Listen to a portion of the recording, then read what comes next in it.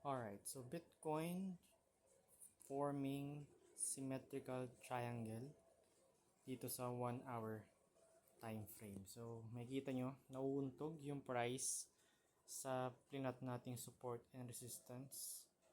And hindi to masyado sure kasi ilan pa lang yung nasa consolidation phase pa lang siya at hindi natin alam kung magtatagal siya dito. So as of now, na nakikita ko at sa mga traders na nakikita ko sa social media nila is para sa kanila nagpo-form din siya ng symmetrical triangle. So ano nga ba ibig sabihin nito? Pwede siyang tumaas, bumasag pataas, bumasag pababa. So sa ngayon, ang ginagawa niya is bumalik siya or tinatouch niya yung key resistance, minor resistance, and tingnan natin kung magbabounce ba siya or i-invalidate niya yung pattern na to. Kasi sobrang aga pa talaga kung tutusin na masabi tong symmetrical triangle or magtatagal ba siya dito or magba-Barks-Simpson pattern ba siya. Pero as of now, andun pa lang siya sa resistance and makikita natin for the next few hours, days kung i-invalidate mo ito at gagawa siya ng bagong pattern. Pero as of now, yan yung nakikita natin possible. Feeling ko possible siya kapag nag-bounce siya, pwede siyang mauntog ulit dito sa minor resistance around 104. Tapos, consolidate ulit. And then, boom. Diretso na siya dito. Around sa pinat natin dito sa taas. Dito around 106 to 110 to all-time high. Pero, kung hindi naman is bababa siya. Pabalik siya. Or dito, mag-i-stop siya dito sa minor support around 102 or dito sa may dulo niya 102 or dito sa may 101 1,600. Di lang natin alam kasi hindi naman tumagal dyan yung price or worst case scenario mauntog siya dito sa rising wedge sa pinaform niya. Babalik siya dito sa part na to. Hindi natin alam, makikita natin for the past or for the next few days. Pero as of now, mostly naman ng news, sentiments is positive naman. So, goods yun. So, sa RSI, 1 hour time frame, nag-cross dito sa baba.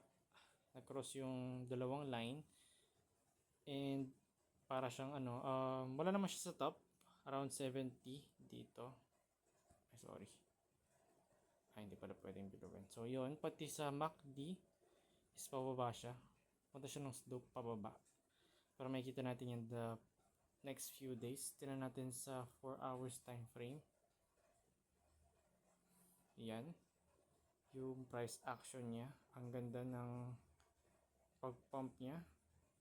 And ayan. Nag-consolidate nga talaga siya. As of now. So makikita natin yan the next few days. RSI for 4 hours time frame. Tingin tayo dito sa baba. Mukhang magkukross na siya. Nasa taas siya. Magkukross na siya. Yung blue saka orange magkukross. And mukhang bearish. Tapos tingnan nyo rin yung volume. Pababa. So most likely. Baka ano to. Baka ito. Bababa muna yung price. Kasi dito rin look at the RSI. Nasa overbought siya. So most likely, kung tama man ito at magkaroon man ng bad news, wag naman sana, is bababa muna siya. Kasi hindi naman laging pwedeng pataas, diba?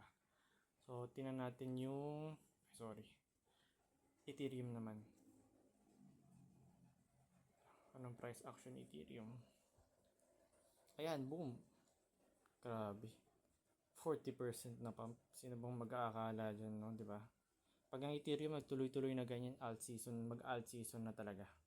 At mataas ang chance na siya yung magsisimula ng alt season. Dahil siya yung pinaka boss ng alt season.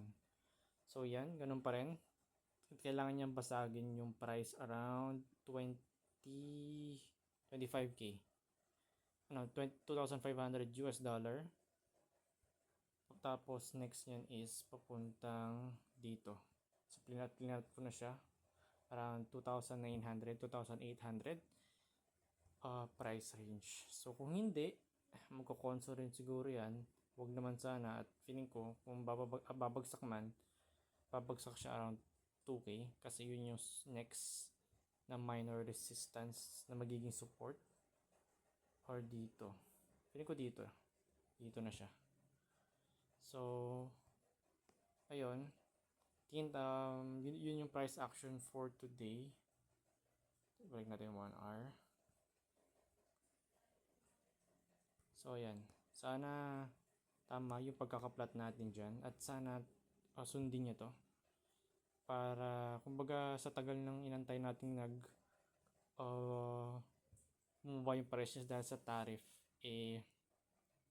sana naman parang kumbaga bumawi yung Bitcoin sa atin, at magdiwang ulit yung crypto community. So next naman is tingin tayo about sa news. Alright, so ayan, sa crypto news or sa X, sa Twitter, tingnan natin kung ano yung makikita natin yung mga news. So dito makikita yung mga fina-follow kong influencers, mostly sa ibang bansa sila. So ito si Ash Crypto. Pwede nyo rin sila i-follow guys kung gusto nyo ng mga news. So dito daw, sabi niya is nasa phase 2 na tayo, which is Ethereum. Phase na tayo. Ethereum is outperforming Bitcoin and bringing here talks of flipping it. So nakita natin 40% up. So makita natin may chance na altcoin season na. At sana nga magka-totoo yun.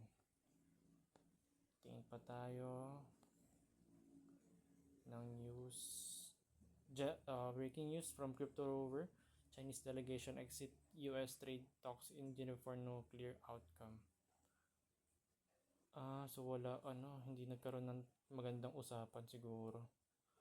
Leaves us US trade talks in Geneva without clear. So baka hindi sila nagkaroon ng clear usapan, or nagkaroon ng final. So when it comes to crypto, siguro konting uncertainty dahil sa trade war. Huwag naman sana. Okay, so dito altcoin holders, we're about to take money. O nga naman, sana magkatotoo nga to. Ethereum rally. Sa bagay, ito yung naging driver ng kumbaga pag-pump ngayon dahil sa Pectra. Approval ng ETF daw, staking soon. Inflows, institutional inflows, and iba pa, madami pa meron dito. So sure, ang daming na liquidate. 2 billion na liquidate dahil sa pag-short. So guys, avoid nyo muna yung kung maaari, at kung maaari long position lang kayo at sobrang babang leverage, 2x 3x lang. So yun, parang ito nga Bitcoin loading, pareho kami ni Ash Crypto na ito yung nakikita namin. And yun, marami naglulong sa Bitcoin ngayon. So kung tinanaman natin yung yung futures position natin. Ayan, so sana natin sa futures trading natin update. So Bitcoin 21,600 something na profit, and Ethereum naman 5,000 may get. So nag-ano pa ito nag 5,200 pa, and all goods naman. So profit, diba? So mababa yung chance na maliquidate tayo dito kasi tinayo dito sa baba.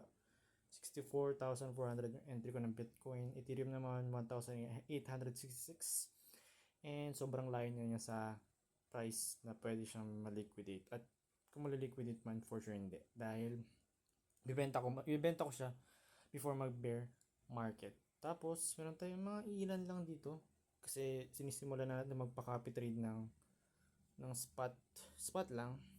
Siguro mas seryosohin ko to sa next bull run kasi ngayon mas maganda na kumbaga chill na lang dahil nakapag-imbak na tayo sa spot.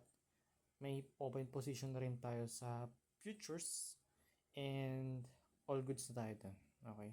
So as of now, meron siyang 5 USDT.